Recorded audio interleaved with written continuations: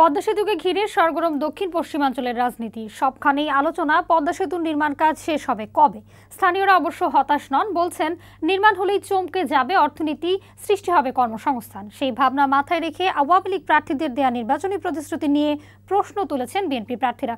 তবে ভোটাররা চান দ্রুত স্বপ্নের পদ্মা সেতু নির্মাণ হোক। মাদারীপুর প্রতিনিধি নিত্যানন্দ হালদারের তথ্যচিত্রে ডেস্ক রিপোর্ট।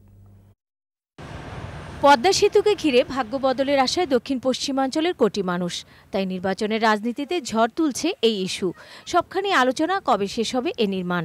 যে আমাদের রোডঘাট পাকা করে দিবে, আমাদের গরিবের জন্য সাহায্য করবে, তাদের আমরা চাই। যে এমপি হোক না কেন, অবশ্য আমরা চাই যেন রাস্তাঘাট উন্নয়ন, শিল্পী কলকারখানা যতগুলো যায় আছে যেন আগামীতে উন্নয়ন হয়। পদ্মা সেতু হলে প্রবৃদ্ধিতে সরাসরি প্রভাব ফেলবে। এ সেতুকে ঘিরেই উন্নয়নের স্বপ্ন দেখাচ্ছেন আওয়ামী লীগ প্রার্থীরা। ইশতেহারেও গুরুত্ব পেয়েছে মেগা অর্থনৈতিক সম্ভাবনা। এখানে আমরা দেশের মানুষ যারা দারিদ্র এবং যারা বেকার, তাদেরকে কর্মসংস্থানের ব্যবস্থা করে দেব। সারা বাংলাদেশের মানুষ যাতে ভালো থাকে, জননেত্রী শেখ হাসিনাকে আবার নির্বাচিত করে দেশ সেবা শুরু করে দেবে বলে আমরা বিশ্বাস করি। এদিকে পদ্মা সেতু নিয়ে আওয়ামী লীগ নেতারা অপপ্রচার চালাচ্ছে বলে অভিযোগ এনেছেন বিএনপির প্রার্থীরা।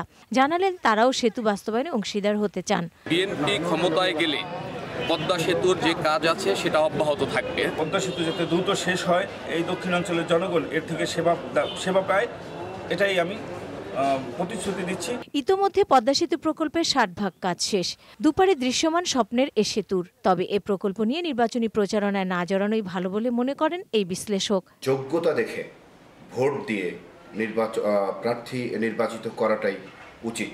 অস্বীকার করার উপায় নেই, দক্ষিণ পশ্চিমাঞ্চলের 21 জেলার চেহারা পাল্টে দেবে পদ্মা সেতু। সঠিক পরিকল্পনা নিয়ে যে প্রার্থীরা সবার আগে থাকবেন, তারাই হবেন পদ্মাপাড়ের জেলার নতুন কাণ্ডারি। ডেস্ক রিপোর্ট, বৈশাখী সংবাদ।